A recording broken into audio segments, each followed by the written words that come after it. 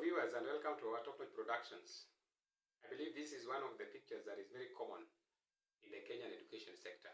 Wherever you see this picture, it reminds you of a set book. Which set book is it? A silent song. And that means that for the better part of 2024, we shall be discussing a silent song as an optional set book. Be our guests as we begin our discussions on the optional set books, and the first one that will be part of our discussion is a silent song. God bless you abundantly as we begin our discussions on the silent song. Ladies and gentlemen, in this production today we want to discuss could be the differences between a short story and a novel. Usually when you read through a novel, one thing that attracts your attention is the number of pages. Usually it is a voluminous text. Reason why it is voluminous, number one, is because of the many things that a novel, just one novel, may discuss. That is not common when it comes to the short story. And the short story may just be dealing with one issue, or just one idea across. And that makes it easier for you to understand. And many students actually do understand the short story.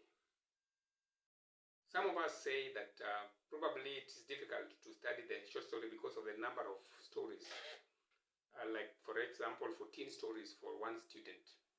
It's not a tall order for a student to study a short story. And my experience tells me that for those schools that have popularized the short stories in their schools, their performance in English paper 3 is usually better than those who actually take the play, the optional play, or sometimes the optional novel. So it is one of the things that you really can implement at your school, the study of the short story. One of the reasons why it is easier to study a short story is because of the one or two themes that are in just one story. When you read through a novel, you have so many issues to discuss. And that means that if you have to provide evidence, maybe for a task that you have been given, you'll have to read across the text. But for a short story, it is so brief. Usually just a sentence could illustrate an idea. And that is why I want to encourage you people to begin to implement the study of the short story in your stations. Remember that we have quite a number of stories in the silent song, the text. And many of them just have an idea. Like if you read it through the first story, a man with awesome powers. There is only one or two ideas that you can actually discuss when it comes to that. Number one is misuse of power.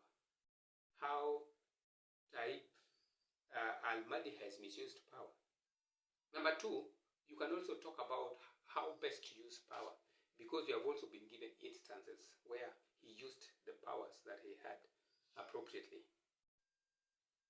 And number three could be just talking about how anger can destroy.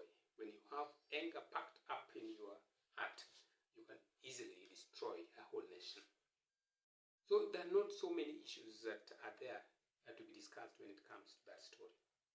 And like when you pick a novel, you have so many things that you have to deal with. And that is why I want to encourage you that try a short story at your station. It can make a difference.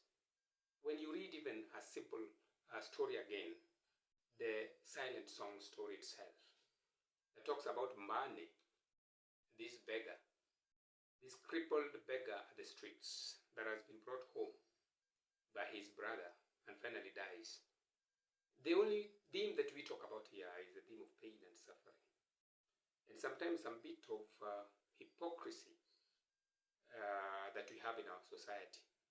So there are not many issues that come out when it comes to that story. So it is just pain and suffering.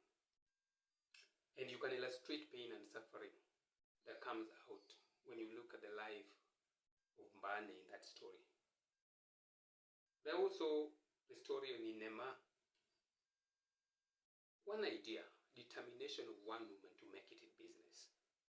Irrespective of all the hurdles that she may have in life, she's still determined to make it in business. Irrespective of the views that men have about her, irrespective of the attraction of men towards her as she does her business, there is only one thing that comes out: determination of a woman who would want to make it in business. Even if you read the story, the second story in this book, and that is incident in the park, I think there isn't anything much of so many ideas coming out. The idea that comes out is urbanization and the effect of urbanization in our community. When the idea of town life takes over in our lives or in our situations, what happens? What are the consequences? Things like brutality, police brutality comes, the problem of hawking, there's so many things, unemployment, people just park at the parks because they don't have anything much to do. So I want to encourage many schools to take the short story. Popularize the short story in your schools, and it can make a difference. So ladies and gentlemen, this is just an invitation to the short story. Remember, as I've said, we don't have so many things to discuss when it comes to the short stories. It's just one idea or two. Even the setting is just one or two. Like if you read A Man of Awesome Powers, the first setting is at home, the second setting is when he goes to the city. And you are able to understand that. If you read the story of Bane, the first setting is when he is on the streets, the second setting is when he is brought back home by his brother. And you only have two settings. Incident in the park actually takes part in an urban environment. Just the town, it is at the park. And that is the whole story. Just done, the setting is at the park. So you don't have so many settings that you have to deal with when you are trying to interpret the text. So I want to encourage quite a number of schools to take it up. It's a challenge that I'm giving because I believe that it will make a difference when it comes to the performance of English in your school. Thank you very much for listening to me. Be part of the great transformation. We want to popularize English, and some of the strategies that we must put in place is to popularize all the texts in our schools. May God bless you abundantly.